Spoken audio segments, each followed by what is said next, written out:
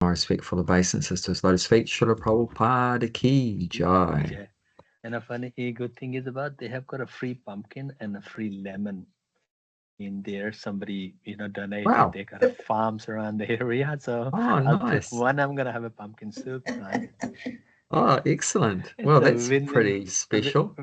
win-win I situation, I never heard of that before. Libraries distributing pumpkins and lemons. Well, that's good. Yeah, because this is a very small town, Good. and Good. that quite everybody know each other. Today I just get a haircut from the barber because Okay. I've got no one around there. It's like, okay, that's Yeah. fine. And then she did not Yeah. understand that I said leave this part at the back for the shika. Yeah. And then while half an hour I was explaining for the Hare Krishna. Wow. Good. Good. Oh, good. And I said Nice just one. I Mm. was thinking might drop it Nick tomorrow just a book life come from life from Prabhupada. Wow. And Very then good. Very somehow good. she can Yeah. read that and Yeah. just because in the Uber I used to tell, but I'm not driving the Uber anymore. So how do I do Harinam? This is my Harinam. Yeah. No, wherever a devotee goes, they can spread Krishna consciousness. Yeah, but That's lovely. uh, Mm. Okay, we're continuing our reading of Bhagavad Gita, chapter 9, entitled The Most Confidential Knowledge. So we're continuing text 26, which we started the purport last week. Famous verse, very important verse, about how we can one way we can develop our relationship with God is through offering foodstuffs to Him. Of course, we all need to eat, so it's a compulsory thing. But how do we connect our eating with God? So we can offer our food to God as like a loving exchange. Isn't that's how we develop our relationship with each other? That's how we got to meet you all, was through food, right? So food is a wonderful way to connect people and develop a relationship. Most of the people I know is probably through food. It's an essential activity, but and when you're giving it to somebody, you develop a relationship with them. So the same way with God, we can develop a relationship with God through giving Him some gifts, through giving Him food and so forth like that. So He's encouraging in this verse. He's saying, I want to develop a relationship with you, so give something to me. That's how you start. Normally, you don't ask someone, is it? Is it? That please give something to me. But Krishna is so enthusiastic to reawaken that loving relationship with his parts and parcels, all the souls, that he's asking the souls, please, you know, develop a relationship with me by giving me something. So he's asking, please give me something. And like it's discussed, he's God, he has everything already. He doesn't need anything, but it's for our benefit. If we give something to God, it's for our benefit. He doesn't gain or lose anything. He already has everything. But it's our gain if we give something to the Lord like that. But yeah, it just shows how keen he is to reconnect with us, spirit souls, that he's asking, please give me something like that. And it was like we were talking about there's two criteria when you want to offer something to the Lord, that your attitude should be favorable. Your attitude should be favorable. So you have the right attitude, you want to serve God. Like we were talking about, Kamsa was thinking about Krishna 24/7, but his attitude wasn't favorable. He wanted to kill Krishna before Krishna killed him. So he had a lot of fear, a lot of anger. And so although he was always thinking about Krishna, but it's not regarded as bhakti. Because in order for it to be bhakti, which is mentioned twice in this verse, the word bhakti, so that's the main quality that's required when we offer something to God. There should be bhakti. So in order for there to be bhakti, the attitude of the person should be favorable. And also what we're giving to the Lord should be what he wants. So in this case, he's telling us what he wants in this verse. Patra means leaf, puspa means flower, phala means fruit. And toyo means like water or liquid like that. Could be milk or water or something like that. So basically within that vegetarian range, he's not asking for meat, fish, and eggs. He doesn't want that kind of food. So in order for us to offer something to the Lord and for him to accept it, then it should be what he likes, what he wants. And that's the thing to understand too, that God is a person. So just like we're a person, we have things we like, we don't like. So God also, he's a supreme person. He has things he likes to eat. So God, all we can understand through this, that God also eats. God also eats. People think that probably most people think that God doesn't eat. He's just some energy and like that. And no, but he actually eats. And he has a spiritual body, and it's not that he gets hungry as such like ours, that he needs to eat, otherwise, he'll be hungry. It's not like that. But this is how that God, one of the ways that God interacts with other souls in the spiritual world is they giving food to each other and eating together. Like we see picture of Krishna with the cowherd boys, and Krishna's in the middle of the circle, and here she comes. Krishna's in the middle of the circle, and all the boys around the outside. We were just saying, Bhakti Mala, that Krishna has a spiritual body. It's not that he needs to eat. He's not starving. He's not going to die of hunger, pains, or anything like that. But this is a way that Krishna has loving relationships with his devotees in the spiritual world, is that they eat together and have a lot of fun together. Sometimes they are running after each other and stealing each other's lunch boxes, either lunch packages. It wouldn't have had boxes at that time, but packages of lunch in there, and throwing the food around and doing all sorts of funny things. It's mentioned in Vrindavan that because they're milking so many cows there, Krishna's father Nanda Maharaj had 900,000 cows. That's such an abundance of dairy products that they used to throw butter and yogurt at each other. They used to throw butter and yogurt. That's a lot. Today, I mean, like in New Zealand now, the cheapest you can get butter for is about $8 for 500 grams. 500 grams, half a kilo is about $8. It's so expensive. No one would dare to throw butter around. Here, it's like you couldn't afford to do that. And ghee is like, more than $20 a kilo. It's just ridiculous. But they used to have so much, they would just throw it at each other and be dripping with butter and yogurt and that. And it's like just having fun. Just like when we were kids, we used to throw mud at each other and all that kind of stuff, throw dirt and stuff like that, throw flowers and stuff. So yeah, this is enjoyment. So in the spiritual world, the eating is not for necessity like here. It's not because of hunger and thirst and so forth, but for enjoyment. So that for enjoyment, they'll eat together and drink lassi together. And like Balaram, Balaram loves Varuni.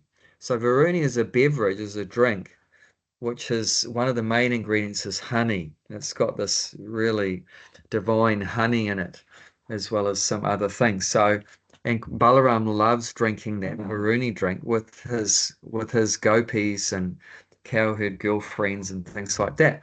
And it's just for enjoyment. It's not because he's thirsty or hungry or anything like that. So Krishna wants to develop a relationship with us, and one of the best ways is, and considering we have to eat anyway, is we should offer the food to him first. And that way, as well as nourish our bodies, we can also develop our relationship with God. And we also mentioned that if we don't offer our food, we looked at that verse in the third chapter, that we get sinful reactions because, whatever we're eating, even if it's vegetarian, it's still the body of a living thing. The soul had to be thrown out, of that body for us to eat it. And it has to take birth again as a broccoli or a cauliflower because we you know, cut its head off like that. So it's bad karma, you know, it's sinful if we don't offer even vegetarian food. Whereas, like I said, if you offer it, then that soul in the broccoli, instead of taking birth again as the next species from broccoli, whatever that is, it'll go straight to human species in the next life. So that's actually non-violence, ahimsa. You're doing it a great service by offering the vegetables and fruit and that. And like the fruit, right? You pick that apple off the tree. You're not killing anything with fruit. That's a good thing like that with the fruit. You're not killing anything. But if you offer that fruit, then the soul in that apple tree, for example, will also take birth as a human being in the next life. So you benefited that soul in that tree by offering the fruit to the Lord. And if you pick that rose off the rose bush, you're not killing anything. But the soul in that rose bush is also going to get a human body in the next life instead of the next species on from rose, which I don't know what that is.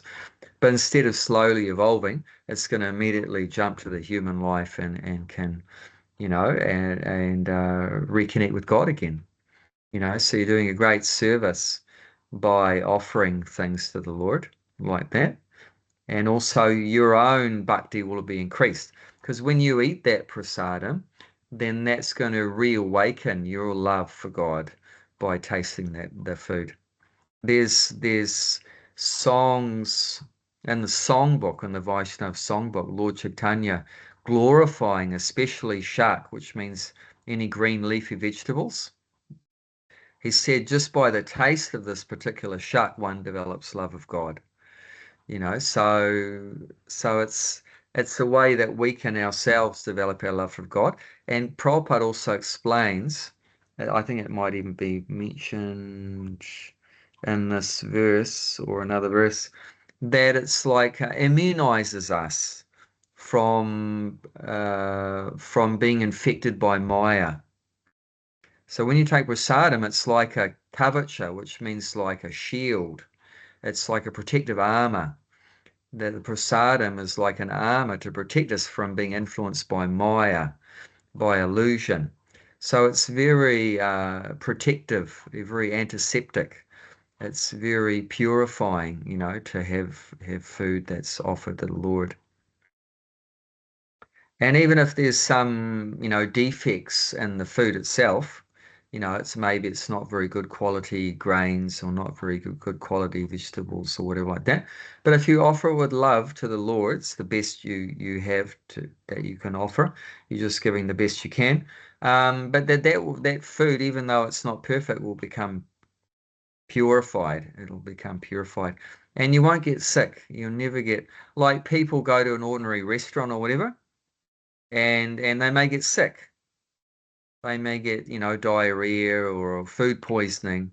I saw one post was saying at least five people got food poisoning on a plane recently.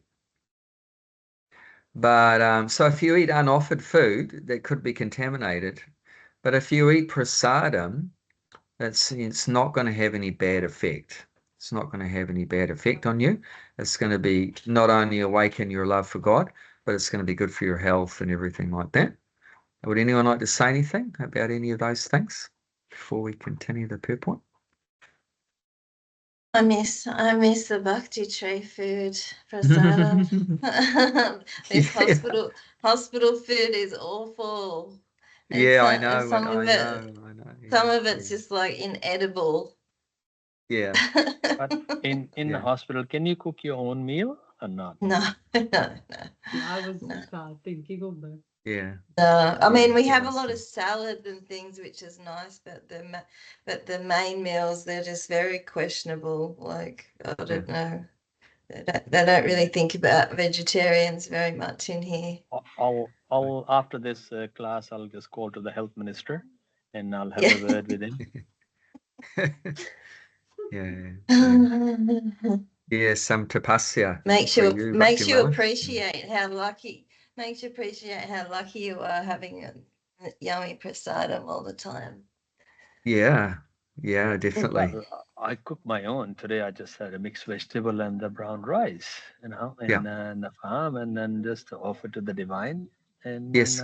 that's it, Nice. Prabhupada, and Yeah. then eat that. So, and today I'm gonna be with the free pumpkin and then lemon, no pumpkin. Yeah. Anything free, all Yeah. my hairs are stand up. I don't know why. Yeah, nice. You can take an Indian out of India, but you can't take India out of Indians.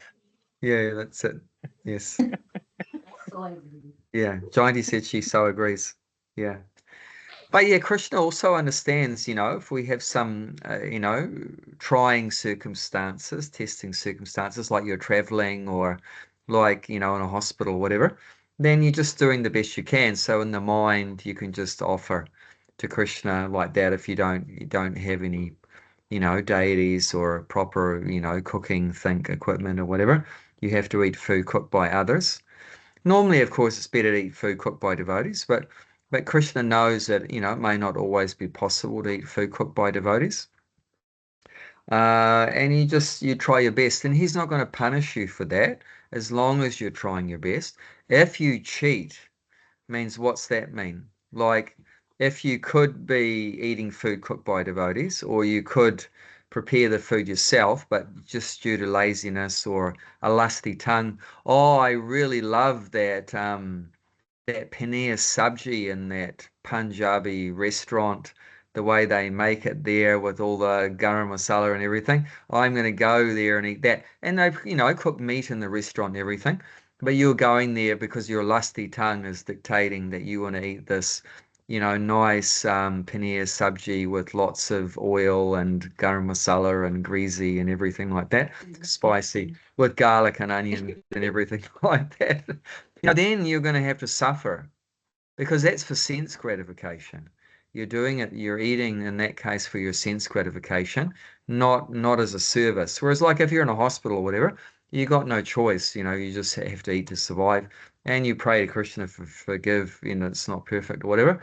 Or like you're traveling or whatever like that, there's no restaurants around, you don't have your pots and pans, then what to do, So Krishna's not gonna put fire and brimstone on you for that one like that. So it's just a case by case thing that if as long as you're But doing it as a service, not for your sense gratification, then Krishna knows what your e- e- intention is. Yes, even Gulshan. if you get a punishment from Krishna, that's a prasadam. If I do get a punishment from Krishna, Yeah. that's awesome. It's a Yeah. jackpot. Yeah. Actually, when I like eating sweets, that's one of my weaknesses. And when we were in Jagannath Puri, Bhakti Mala was with us in that trip. Um, Ideally, just should be getting Jagannath Prasadam, which we can't go in the temple, but we can get it from outside the temple. We can get Jagannath Prasadam. And but because of my lusty tongue and I wanted to eat nice Indian sweets, we went to this Indian sweet shop and Jayanti got some sweets, and we both got sick. And I actually ended up with giardia, and giardia comes from unhygienic conditions.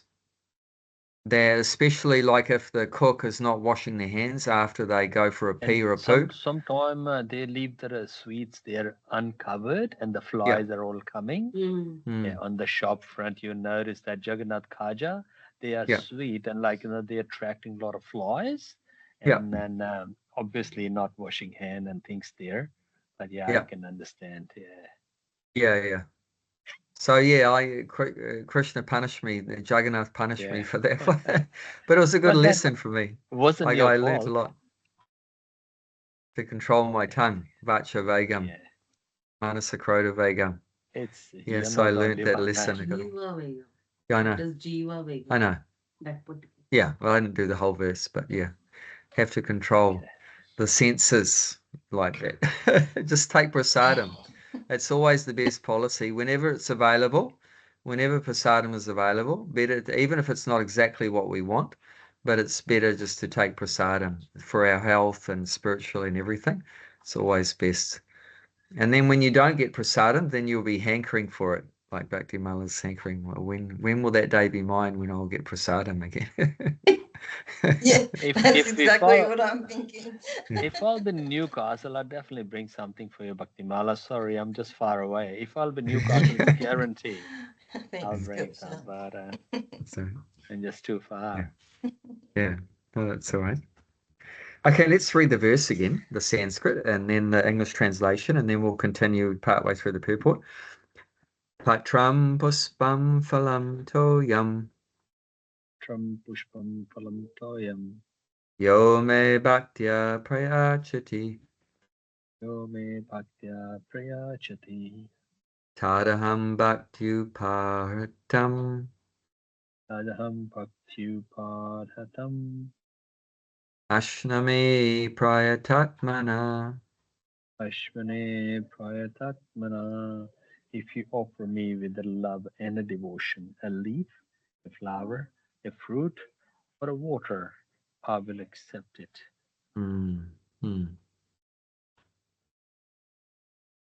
Okay, so let's continue. So we're starting from in the 3rd chapter. So this is the 3rd paragraph. Bhakti Mala, do you want to read that one? I don't know. I think I might be cutting in and out a bit, so I don't know if you Okay. can. I'll Maybe read it. Okay. Goshan could read instead. Okay.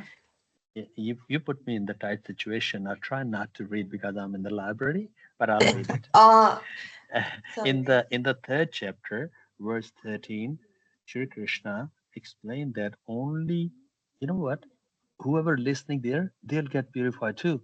You think? True, Yeah. definitely.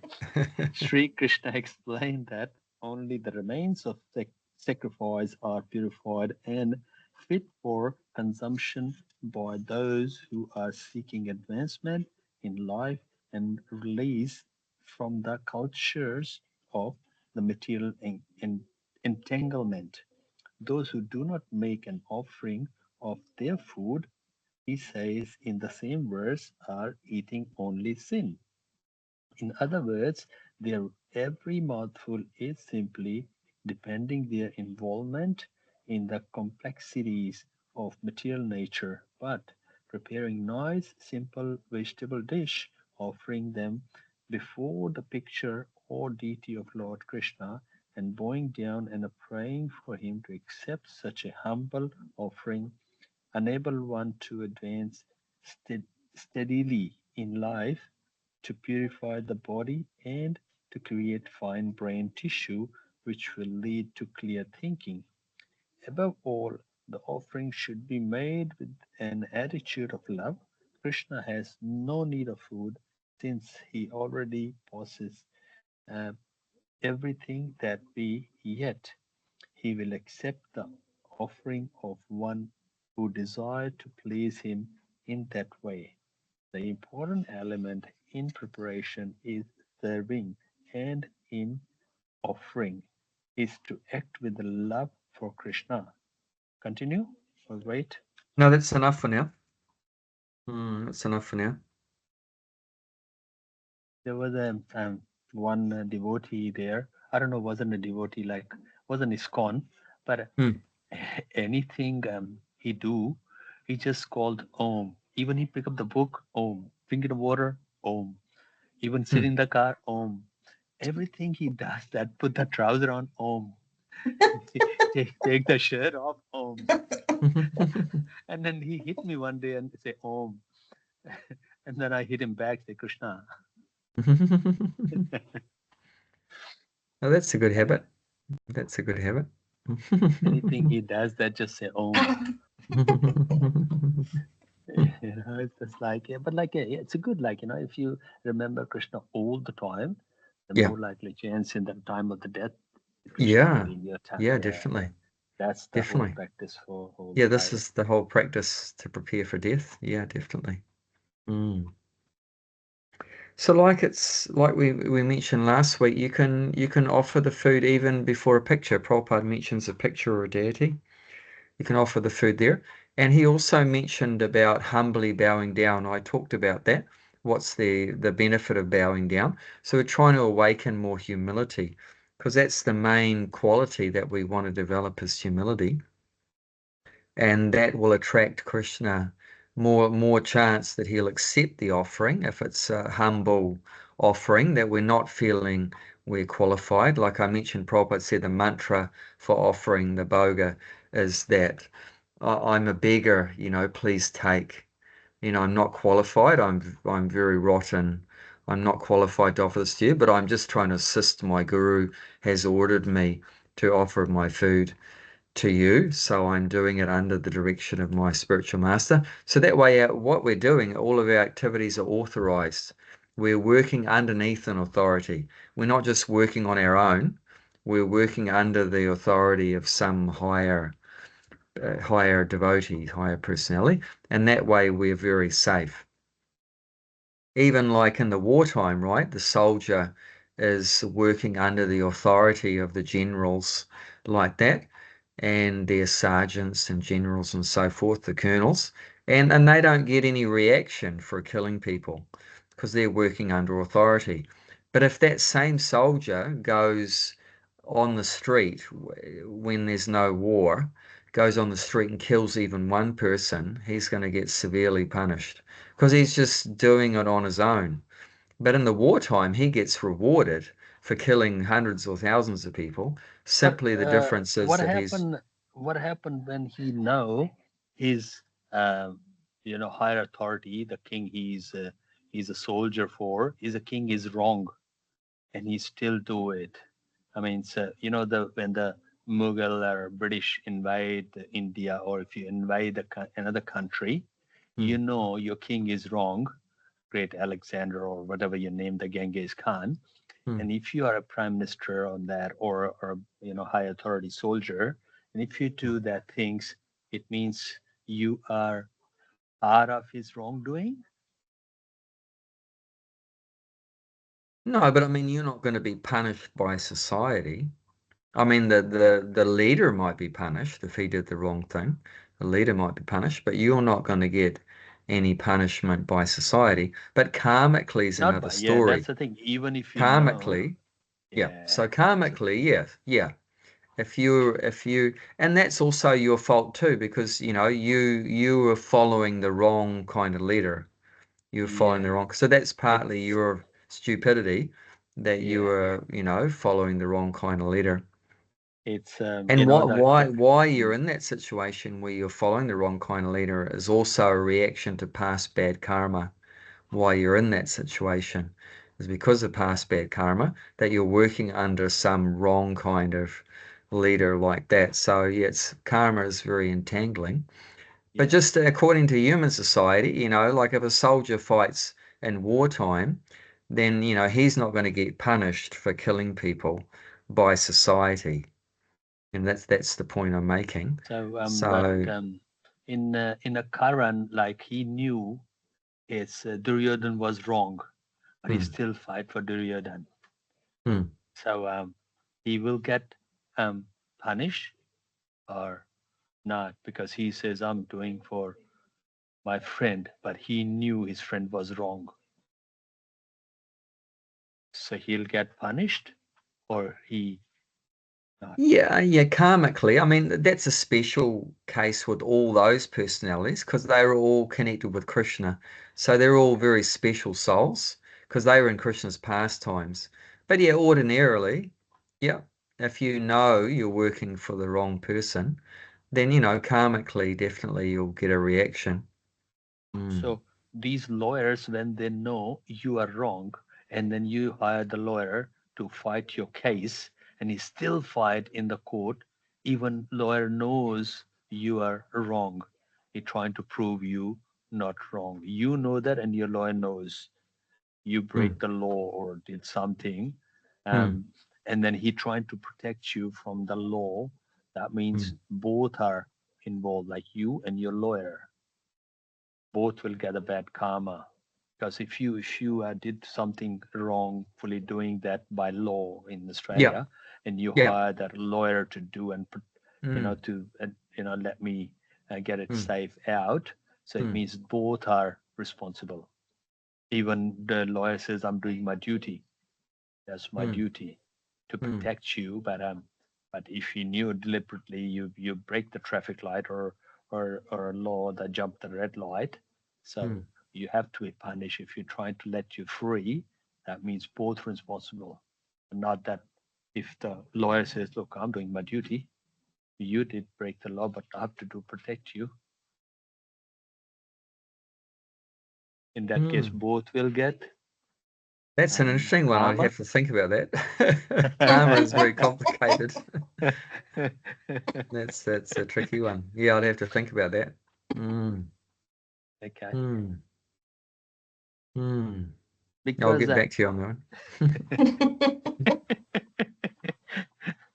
oh, well. Yeah, I'd never Anyway, heard anything about that before, but yeah, I mean, the lawyer's doing his duty, but then so following the law. but even So, if no, you mm, break the law. If he's mm, still with your side, mm, and that's wrong. He shouldn't be your side. And but he said, mm. I'm doing my duty to because you pay me to protect you. Yeah. And anyway, Mm, What have you that's done, interesting. Gulshan? no, I didn't do anything. Just come across my mind. I'm clean. Yeah. It's like even if I'm in the jail, there is a one. I don't know if you know the story. He was a Bengali. He's in the prison. But he's very famous name there. And then while he was a freedom fighter, once he get in the jail, he become spiritual, become a devotee because he's got a lot of time in his hand. He couldn't do anything else. He just pray. I forgot his name. He was famous devotee there, and he's a British time. So Krishna did the right thing for him to put it in a jail. So he's got a lot of time in the hand, and he devoted to Krishna. Same like a salted bread. You know that Mm, he is in the jail. In the jail, he did a lot. Like with the bread, he make that a chanting beads, and mm, on the day of the death, he just because he's inmate, he tell the story on the day mm, of the death. You must be read the book Salted Bread. mm, Yeah. So it's like a Krishna create that. So yeah, and this earth is not good for you. I'll put you in the prison so you can continue your journey for the devotional. So for devotee, it does not matter you're inside the prison or outside the prison. He's mm, in the different ecstasy in the different mode. So mm, sometimes Krishna punish you mm, to you get better in a path of to get more devotional service because outside you may not be.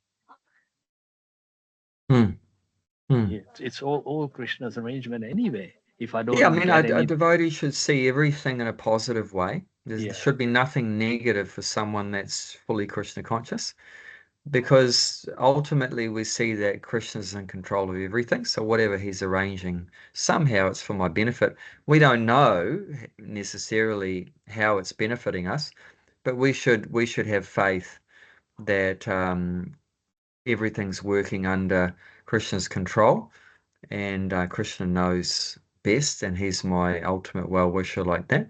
So in that way, we should be grateful. We should be grateful for every situation, knowing that this is for my purification. And ultimately, that's the purpose of human life is that the soul is given this human body as an opportunity to purify our existence.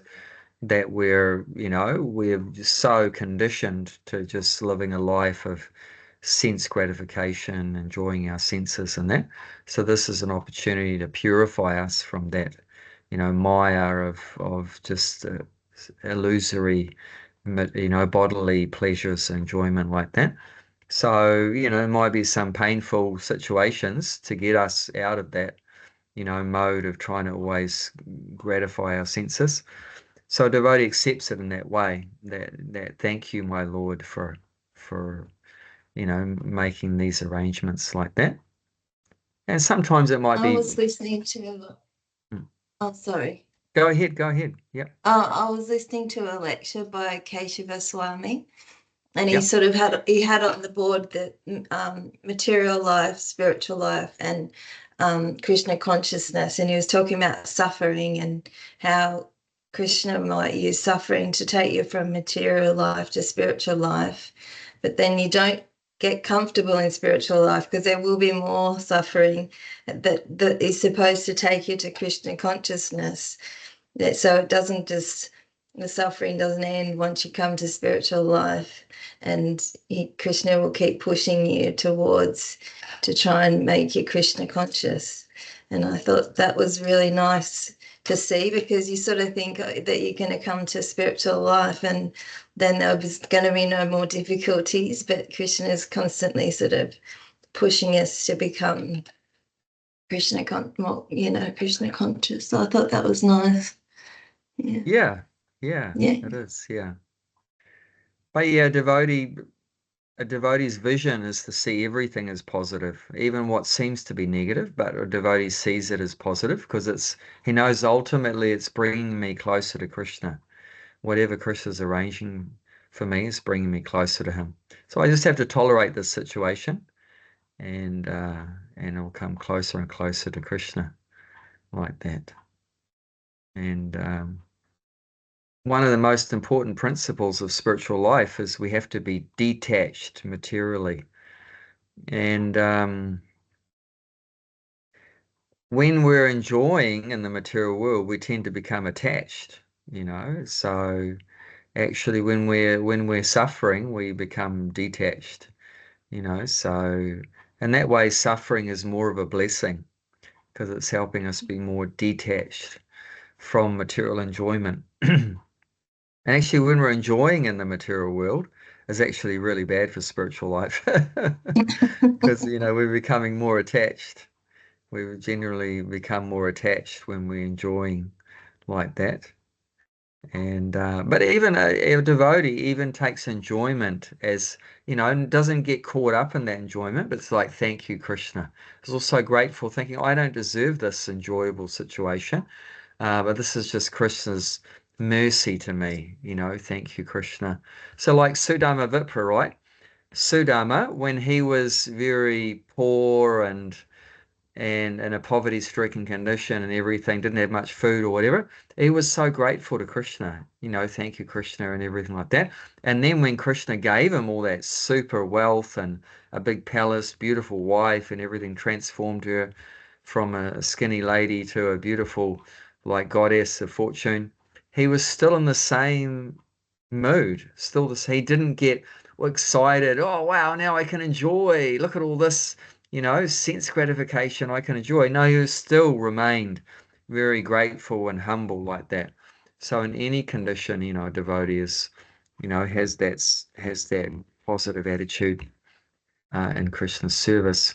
But for a neophyte devotee, we can easily get swept away when it gets too enjoyable. So it might be, that Krishna arranges, that we get cut down a bit, and things are a bit difficult or whatever, and that keeps us in a very humble, prayerful mood. But whatever our life is like, then that's Krishna's mercy. So we're learning to see it like that, and always be grateful. And as long as we have that right attitude, Krishna will definitely help us more and more. Help us more and more. Let's look at one nice verse, sort of looking at the subject. 18th chapter, text 58, I think it is. It's one of my favorite verses. It's so nice. Yeah. If you become conscious of me, you will pass over all the obstacles and conditioned life. If, however, you do not work such consciousness, but act false ego, not hearing me, you will be lost. So yeah, in all circumstances, no matter what the obstacles are, to always be remembering Krishna. Thank you, Krishna, for this situation. I don't deserve this. Is so nice. Thank you, giving me this nice opportunities, whatever. Or, you know, put into some difficult situation, or thank you, Krishna, I deserve a lot worse than this. Because of my past misdeeds, bad karma, I deserve a lot worse, but you've minimized it, only a little bit of suffering, you know, thank you, Krishna, like that. So in all the situations, we should try to see how Krishna is involved in that situation, and always thinking of him, remembering him. And that will help us. He's saying then he'll help us to, you know, cross over all these obstacles. But he says if we forget him, then we'll be lost. And we forget him, why? Because of our false ego. Because we're just absorbed in our material consciousness, our body and everything like that. And due to that false ego, then we forget him. Mm. And one other interesting point in this paragraph we're reading today is that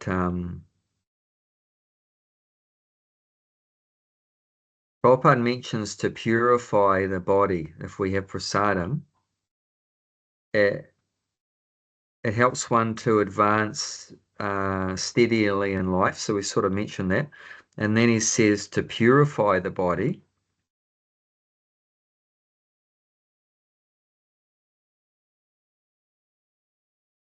So this purify the body means, you know, generally the body will become healthier in that sense, purified, but also purified of, you know, like lust, greed, anger, envy, pride, all these kind of impurities are there, subtle impurities are there. So by taking prasadam will help to purify us from all these, you know, lower qualities in the mode of ignorance and passion, lust, greed, and anger, and so forth. And also to help us have better health and everything like that.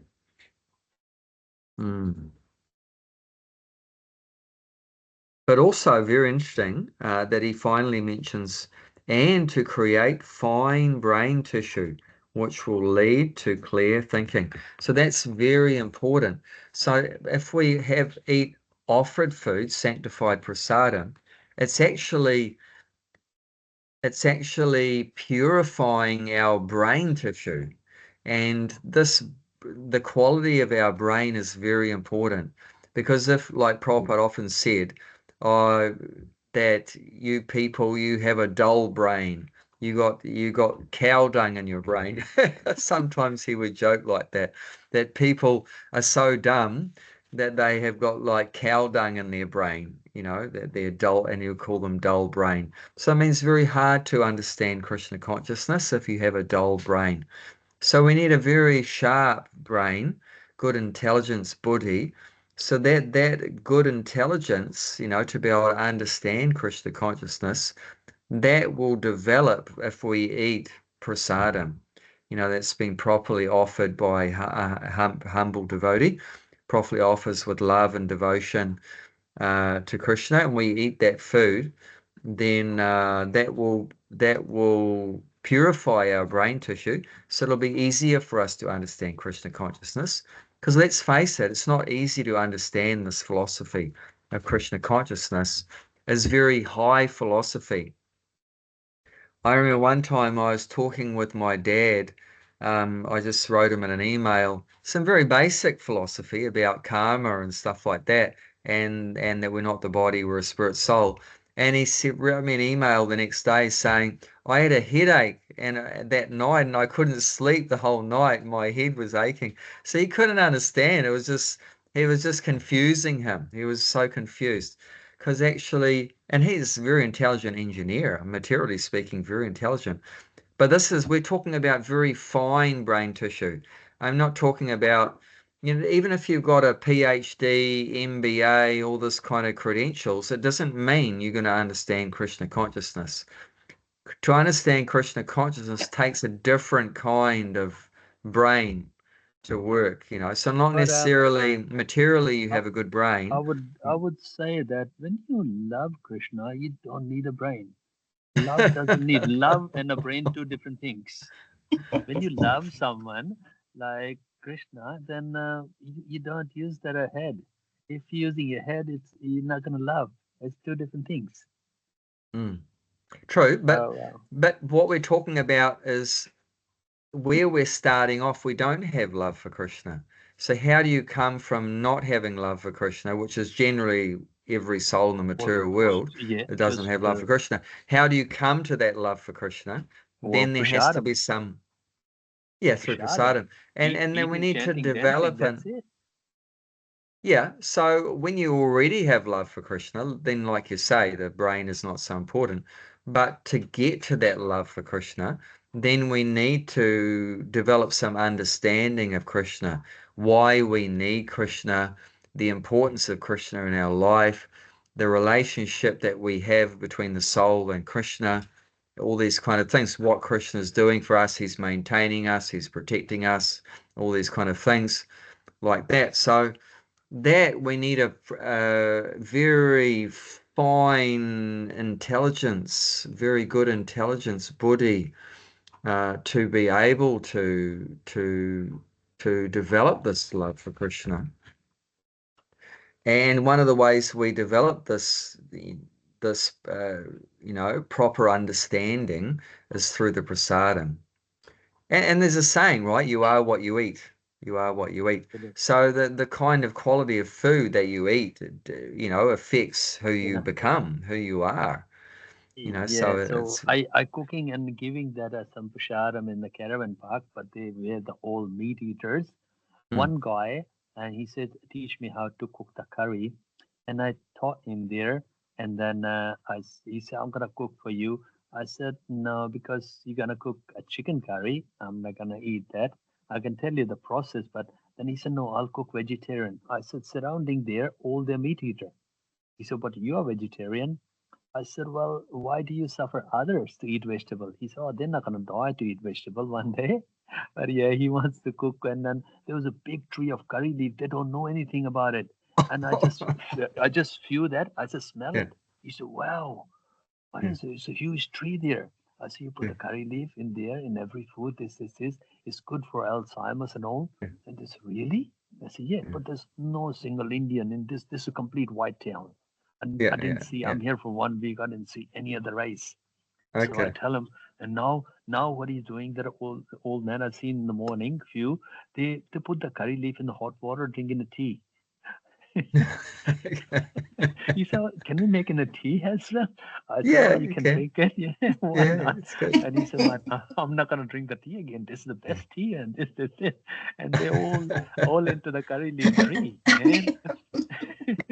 Look like they never seen it in their life. And then this tree there from ages, and they never know what's that. And I tell him, he said, "Wow." And they just like all these old men, like, they never ever taste anything, non-meat, meat eater. Caravan, they're all meat eater there. But that's a good thing. Yeah. Anyway. It looks like there's going to be a Hare Krishna explosion in your town. You're in Gulshan. Yeah. Well, look, now I'm gonna leave that on Sunday, going to the next town. But I put the seed in there. You planted the seed. To the Krishna. But they have to watering the seed, otherwise it's not gonna sprout. They have to chant. Hare Krishna, read the books for Prabhupada. That's why it sprout. If you don't, no, but because you have planted the seed, I mean, they might get Krishna might give them another opportunity later on to go further. It's like that. Your Guru Maharaj book, that watering the seed. Yeah. Yeah. So anyway, it's not. Krishna I remember my mother brought home secondhand Science of Self-Realization, and I just looked at the pictures when I was a young kid, and then years later, Krishna gave me a second chance by having prasadam, and then because I dealt with that very positively, I enjoyed it. Then a year later, I met a devotee. So one thing leads to another thing, leads to another thing. If you want to, Krishna will let you. Whatever desire you have, whether it's climbing the Mount Everest or become a devotee or any desire you got, that Krishna will fulfill it. Krishna says, I'll fulfill that. But the point is, I mean, at that point, you don't have any desire for Krishna. I didn't know anything about Krishna, but you just have contact with Krishna. It doesn't matter what your desire is.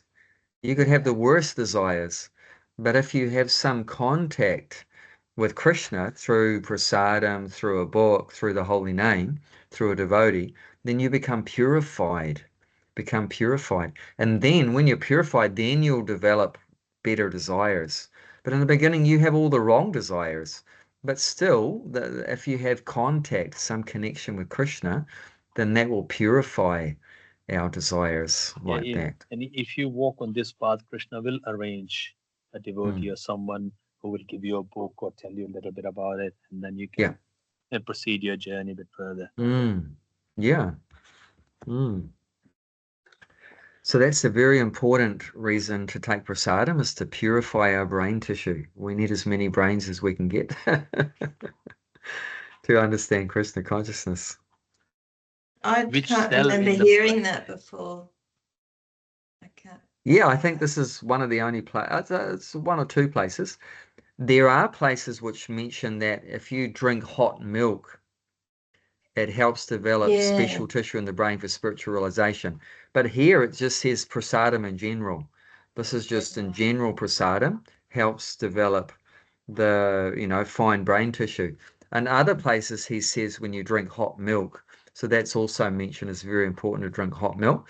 But here it's just generally prasadam. Any prasadam helps you, purify your brain tissue. So that's good to know. You offer the hot milk in the night time to Krishna as well? Yeah. That's my regular nighttime prasadam is hot milk. That's usually all we have is hot milk. Garam Dood, yeah. Put some turmeric, a little bit of black pepper, you can, cinnamon, cardamom, those kind of things like that. And it's very good. Ginger, it's very good. Help you digest it nicely. You won't get mucus problem. And it has a very sedative, relaxing effect when you drink it hot.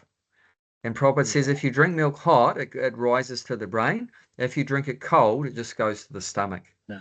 Anything cold, I think you shouldn't be having that. Nothing should be come from the fridge to your mouth.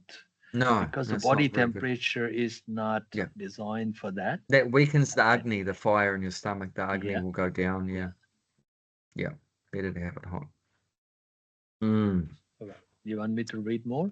Yeah, read more the impersonalists. Okay. The impersonalist philosopher who wished to maintain that the absolute truth is without senses cannot comprehend this verse of Bhagavad Gita. To them, it is either a metaphor or a proof of the mundane character of Krishna, the speaker of Bhagavad Gita. But in actuality, Krishna, the Supreme Godhead, he has senses, and it is started that his senses are intangible. In other words, one's senses can perform the function of any other. This is what it means to say that Krishna is absolute. Lacking senses, he could hardly be considered full in all opulences. In the 7th chapter, Krishna has explained that he impregnates the living entities into material nature. This is done by his looking upon material nature. And so in this instance, Krishna, hearing the devotee's word of love in offering foodstuff, is wholly identical with his eating and actually tasting. This point should be emphasized because of his absolute position. His hearing is wholly identical with his eating and tasting. Only the devotee who accepts Krishna as he described himself without interpretation can understand that the supreme absolute truth can eat food and enjoy it. All this talking about food is making me hungry. Me too.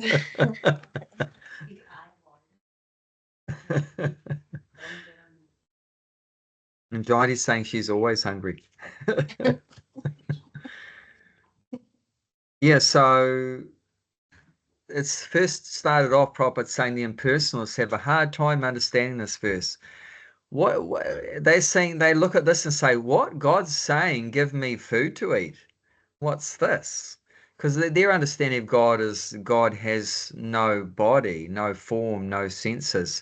That their understanding is that God doesn't eat, that God is just energy, he's just light, he's just energy, like that. So of course energy or light doesn't eat anything. So that when they hear this, they're going to think, when Krishna is saying give me something to eat with love, they're going to think that Krishna is an ordinary person, because they think only ordinary people eat and God doesn't eat. So it makes them think that when Krishna's talking like this, that he's an ordinary person, that he's not God. What they can't understand is that God, like I said, eats for enjoyment, not for necessity, in his relationship with his devotees. They eat together, just like we eat together. And it's part of the loving exchange like that. So they can't understand that God is a spiritual person with spiritual relationships. And it's mentioned there in the Mahabharata that when Krishna stayed at the Vidur's place, his wife was giving their banana skin and throwing the banana in the bin, and he was happily accepting their eating there.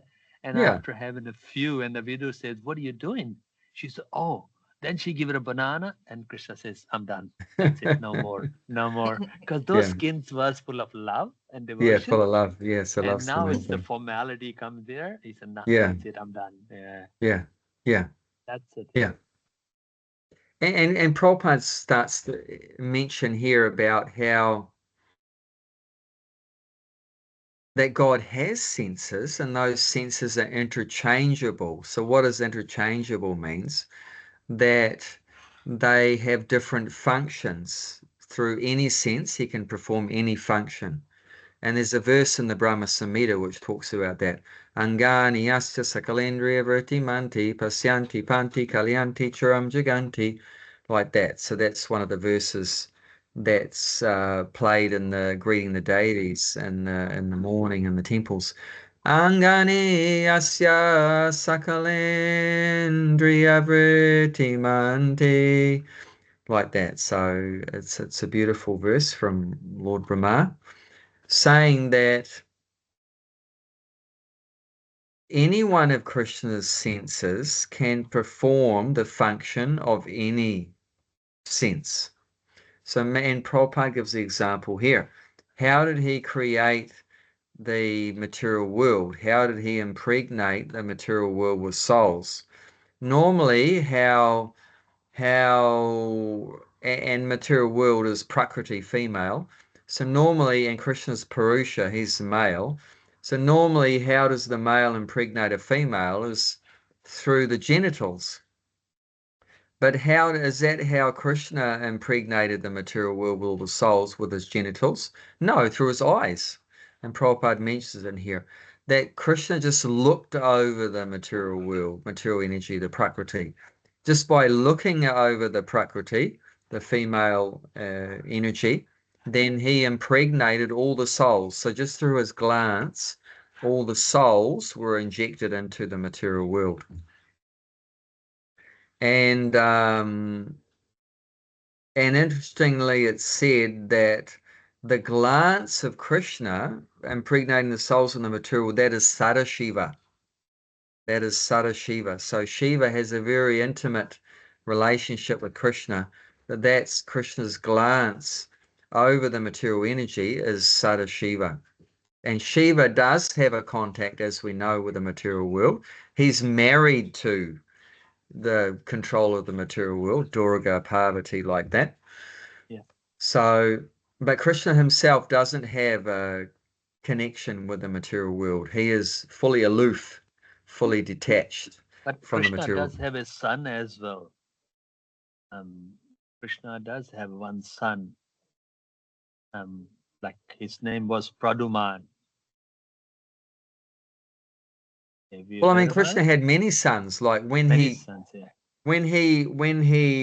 came here 5,000 years ago and married 16,108 princesses in Dwarka, every one of his wives had 10 sons and one daughter. So that'll be like a mere glance. No, how all those children were conceived, it's not mentioned. It's not mentioned whether it could be the genitals or it could be through his eyes or whatever way. But the point is that Krishna can do anything through any sense. Like Oh, yes. when like when we offer our food to Krishna, how is he eating the food? Does he eat it with his mouth? Not usually, because the food is still remaining. The food that we put on the plate before Krishna, if he eats it with his mouth, there won't be anything left on the plate. But he is eating it, but he's eating another way. What other way? Through his eyes or his ears. Yes. Where he's just looking at the food and he's eaten it. Or he hears our prayers that we're saying, Krishna, I'm begging you, please accept this offering. I'm not qualified to offer this to you, but I'm very rotten and lowly, but please, my guru has ordered me to take this. So he's hearing the prayers and he's tasting the food through those prayers, or he's just glancing on the food and he's eaten the food. So he doesn't need to eat through his mouth. He can eat through any sense. He can hear through his finger or see through his finger, or he can eat through his eyes or do anything like that. So how he's conceiving all the children, he can do it through any way he wants. Through any way he wants. True. And this is, and Prabhupada's saying, this is what we mean by saying God is absolute. So he can do anything in any way he wants. It's not like our hand can only pick up things. It can't see. It can't hear through the hand. We had a But Krishna's hand yes. is absolute. It can do everything. It can perform all the And functions. he's got many hands. Yeah, and he can manifest unlimited hands as well. Yeah. And one time, Krishna's grandchildren were playing in Dwarka, and they came across a well that was empty. It had no water, and there was a lizard in the bottom of the well. And they felt sorry for that lizard and they wanted to help it out. So they tried so many ways, but they couldn't reach it. So when a devotee gets stuck, what do? They always call out to Krishna. So they called out to their grandfather, Krishna, and Krishna came and he extended his hand. So he just stretched it. Yeah. So his hands became very long. And then he reached down the bottom of the well and pulled the lizard up. And also, as soon as he touched the lizard, because his hand is fully spiritual, it's fully transcendental, full of bliss and ecstasy, eternal, full of knowledge and bliss, all the parts of his body are all Satchit Ananda, then that lizard got completely purified of all of its sins, and he regained his original form as a king named Nurga. He was a very famous king named Nurga, and he was very pious, but he made a mistake that one time he gave a cow away in charity to a brahmana, and that cow came back into his herd of cows, and he gave the same cow away again to a second brahmana, and then the two brahmanas were fighting over that cow, and then because of that sin that he incurred with our brahmanas, he had to take birth as a lizard. So, but just like, I know, but still, he had to get the reaction for taking a brahmana's property. And Krishna points out in that pastime, it's very sinful to take the property of a brahmana. That's very sinful. And he said, even if someone is my own personal family, but even then they'll have to suffer if they take the property of a brahmana. Nobody should take the property of a brahmana like that. Is very high. Yeah. But yeah, Krishna extended his arm and he just stretched it out. And so he can do anything. His body is fully spiritual. But, Mayavadis and personalists have very hard time to understand these things. They can't understand that a body can be anything other than material. They can't conceive of that there can be a spiritual body. They just think that a body means it's material and spiritual means no body, no form. So that's through our teeny brain, that's what we speculate. This is called a jnani. So the jnani, the mental speculator, they, in their experience, every form that they have experienced is material, right? So they conclude that spiritual is the opposite to material. So material has form, so spiritual has no form. So that's the conclusion they've come to through their mental speculation, that everything in my experience that has a form is material. So therefore, they conclude, they speculate that spiritual is the opposite to material. So material has a form, so spiritual has no form. But that's a wrong calculation. Just because they haven't experienced a spiritual form, that doesn't mean there is no spiritual form. There's so many things we haven't experienced.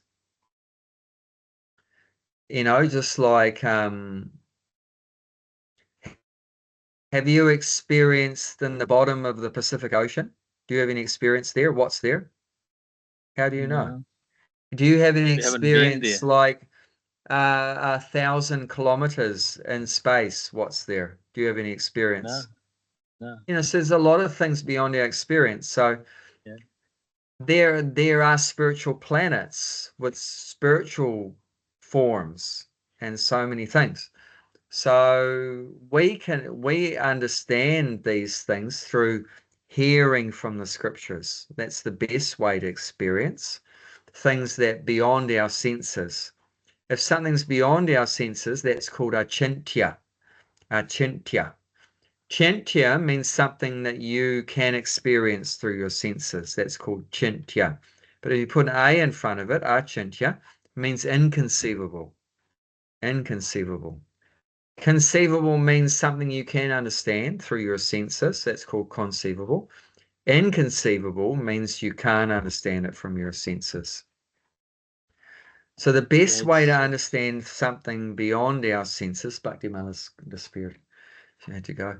And the only way to understand something beyond our senses, which is called inconceivable, is through hearing from the higher authority, from the Vedas, the scriptures, the spiritual master.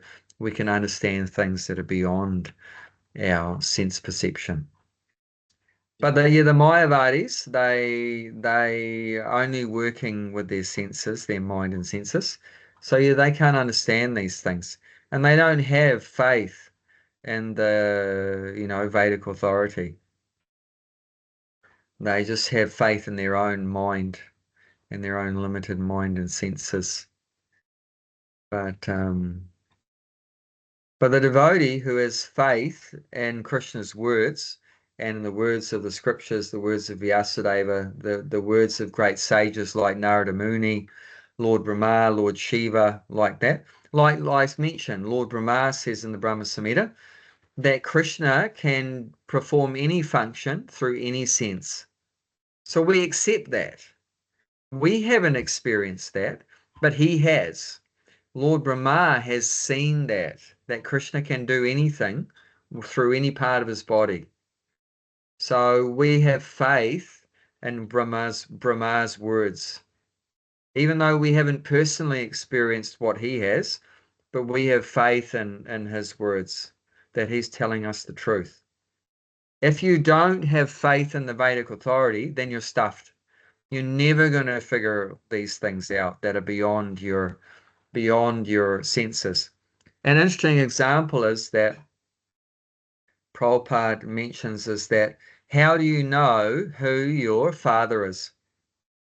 Your mother tells. Your mother tells you.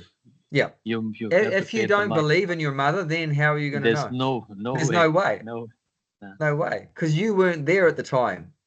You weren't there at the time, so it's beyond your experience. Even if you don't know she's your mother, she raised you, you don't know she gave me a birth. You don't know. Father tells you, yeah, she's the one give you birth. You can't remember. She gave you birth. Father told you she gave you birth. It's like you Yeah. could be bringing, like she bringing from the orphanage and then raising that. Yeah. I say, I'm the mother, and you believe in that. Yeah.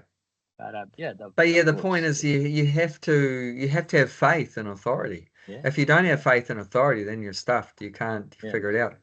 And because how are you going to work it out who your father is? You're going to go around every man on the planet saying, "Are you my No. father?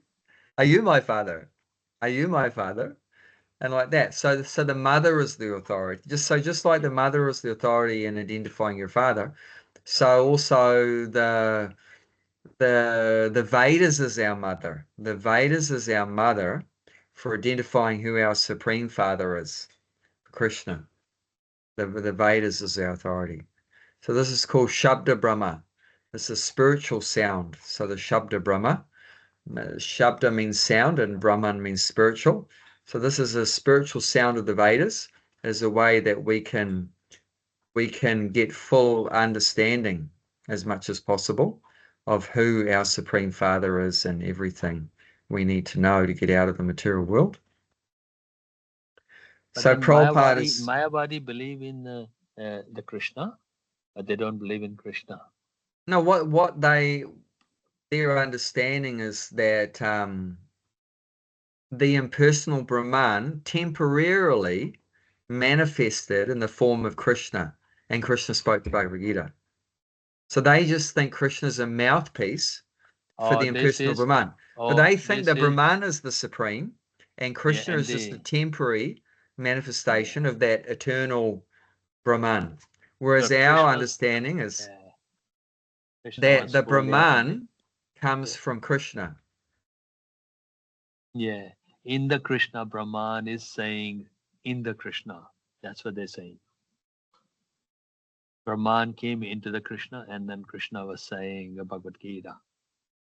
Yeah, but we say that Krishna is the Brahman.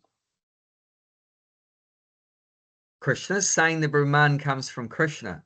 Yeah. The Mayavadis say that Krishna comes from the Brahman. So let's look at that verse. That's near the end of the 14th chapter, text 26, 14:26. And Krishna establishes here beyond any doubt that the Brahman comes from him, not the other way around. One who engaged. No, sorry, 27. 27. Next one. And I am the basis of impersonal Brahman, which is immortal, imperishable, and eternal, and is the constitutional position of ultimate happiness. So he's saying, I am. So Krishna's speaking, I am. I am the basis of the impersonal Brahman. But these impersonalists, do they read Bhagavad Gita or no? They do, but they twist the meaning.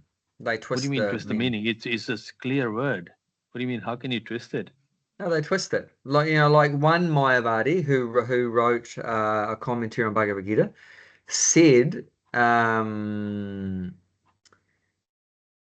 when Krishna says that one should surrender to me, he twisted it to saying it's not that you need to surrender to Krishna the person, but you need to surrender to the impersonal oneness within Krishna. So he twisted it. Yeah. So he's saying you just need to, you're not surrendering to the person, Krishna. You surrender to the impersonal energy inside of Krishna that's inside of everyone. So basically, you don't need to surrender because that same energy is within me, within you, within the dog, within the flower. That basically that there's nobody to surrender to. So that they're always, because they're envious of Krishna. So this is underlying the impersonalists, the Mayavadi, that they're envious of God. They don't want to surrender to God. They want themselves to be God. So the last thing that they'll do is to surrender to anybody. Because they themselves think they're God. They want to be God. So the only reason why they read the Bhagavad Gita is they have the understanding that I am God, but I've forgotten that I'm God. So I just need some help to remember that I'm God. But then, as Prabhupada pointed out, then if you are God, how could you How forget can that you you're God? forget? Because That's the that thing. means that Maya or forgetfulness is greater than God. And then what does it mean to be God then? If Maya is more powerful than God, If Maya is more powerful, we have to pray Maya. yeah, so then Maya would be God, Yeah, so doesn't make so how sense. can God forget that he's God?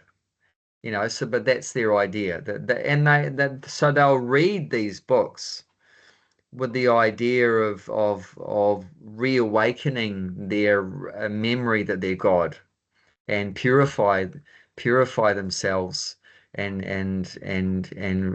get back to their being God again. But Prabhupada's point is God is always God. You can't become God. Either you're God in the past, you're God in the present, you're God in the future. God is always God. If you're not God now, you can't become God. God is eternally God. So their whole philosophy is all doesn't make any sense. It's very illogical. But they twist the words in a very flowery way to make it sound really good. And of course, it's very exciting for a conditioned soul to hear that we can become God if you just do this meditation and read Bhagavad Gita and give Do this this mantra and guru dakshin to your guru, give some dakshina like that. In 6 months, you can become God. So people want to hear that. They want to hear that. So, but and then they'll present but it in a very flowery can way to make it attractive. they can't they see that the God lifted that Govardhan on the pinky. They can't even lift a chair on the pinky. How can you become even 6 months or a 6 year or 6 generation God? You Mm, cannot lift even a one chair. mm, So how can you become a God? This is just a mm. common sense. Yeah. Mm. Anyway, But yeah, they're deluded or bewildered by their strong desire to become yeah, God.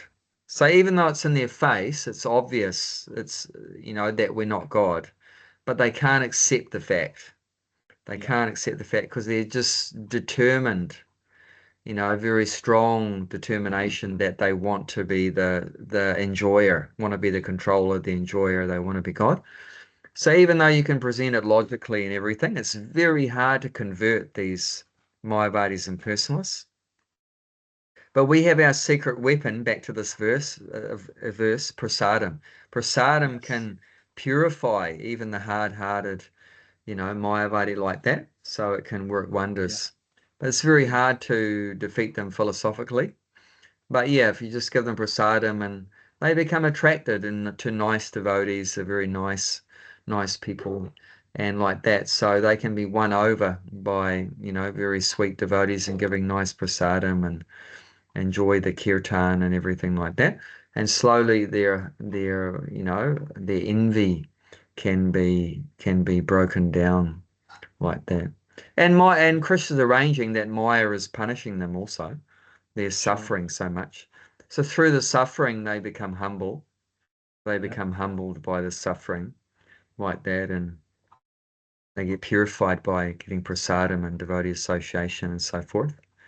And if they give some service to the devotees, then Krishna will give them some credits for that. So slowly, even the Mayavadis can become devotees. yes, anyone can be. But Lord Chaitanya said that a devotee should never listen to Mayavad philosophy. He said it's very contaminating. He said it'll destroy our bhakti. It's very But no, offensive to. if his a Krishna is on your side, no one can defeat you. I No know one. that, I know that, but Krishna will not be happy with us if we Yeah, listen to Mayavad yeah, philosophy because it's yes. very blasphemous. Because they Listen, say yes.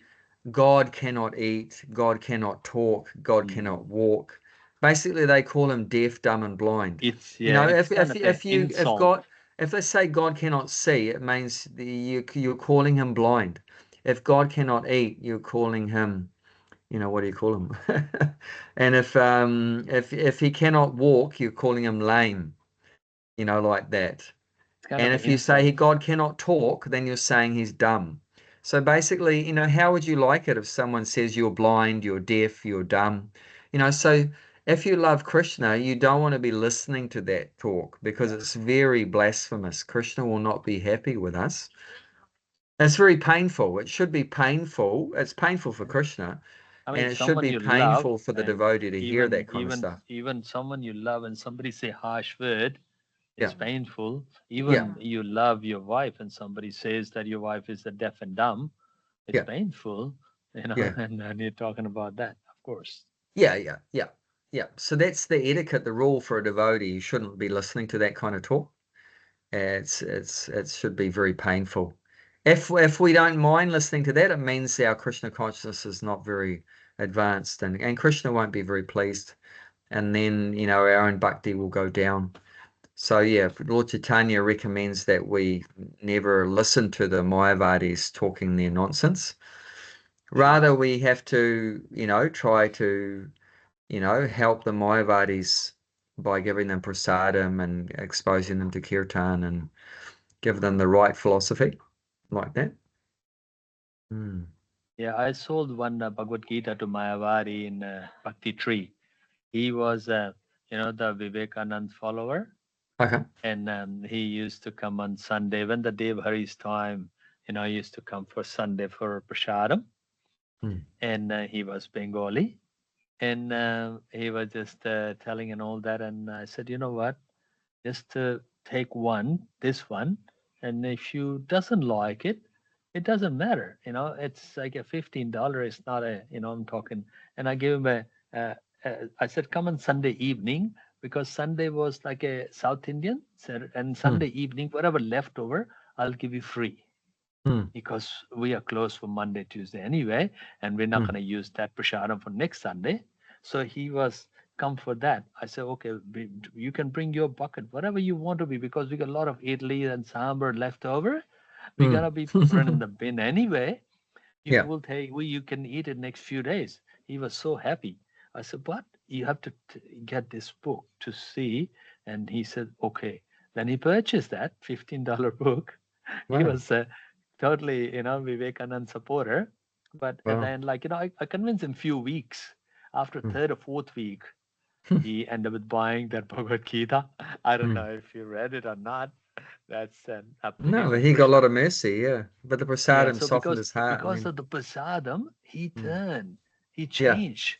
Yeah, we noticed 3-4 weeks he had a prasadam, and then he was coming Sunday evening. I said, bring your container as well, because you know it's a amount, it's a quantity, the sambar and all. And he was bringing that as a small container. So he had a prasadam, and third, fourth week he bought a Bhagavad Gita. You are absolutely right. Prasadam is the only way we can convert. Because the Mayavadi's whole philosophy and lifestyle is very dry, very tasteless. Yeah.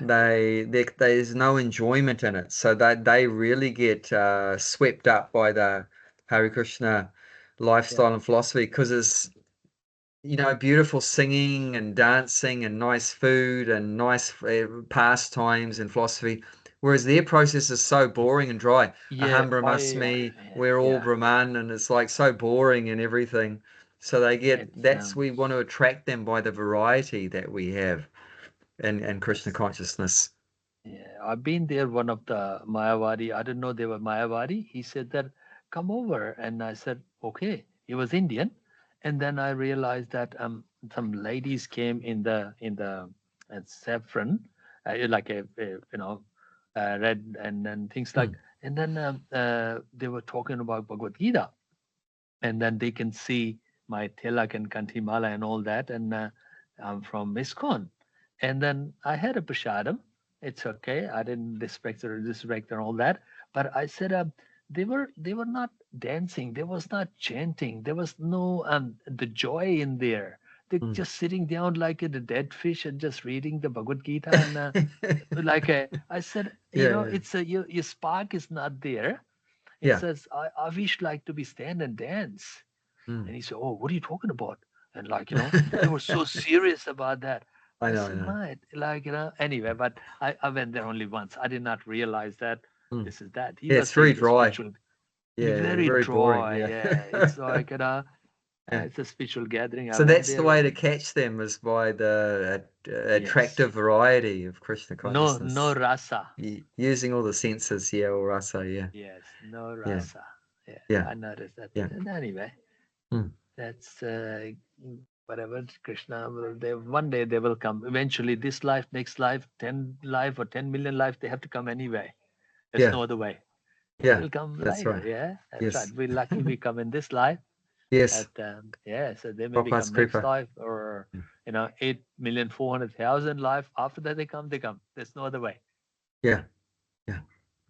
Okay, Yeah. well, that's the things. Yeah. Beautiful. Well, very nice, And Prabhu, to be with you again. And thank you. I'm happy that Krishna's giving you nice facility for advancing your Krishna consciousness. Nice He library. knows that what's my bhakta wants, he provide. Yes.